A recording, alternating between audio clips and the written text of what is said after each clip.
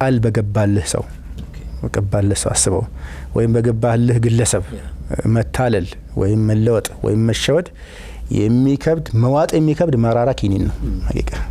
ምንም ብታደርገው ከበደ ቺት መደረግ ማለት ነው እናም አብዛኛው ሰዎች ይህን ይቅር የማይባል ጥፋት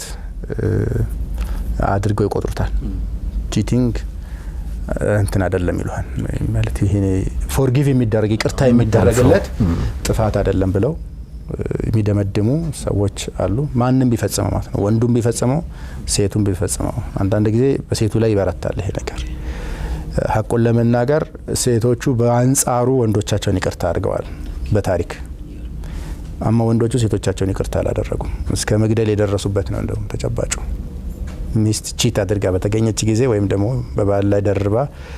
በባለገች ጊዜና ከሂደት በፈጸመች ጊዜ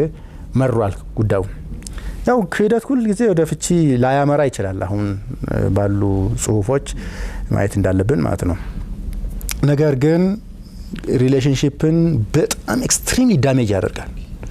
ምናልባት ኢሪቨርሲብል ዳሜጅ ሊያመጣ ይችላል በቃ የሆነ ጉዳቱ ለጥገና የማያመች ሊሆን ይችላል ማይተካም ነው እዚህ የትዳር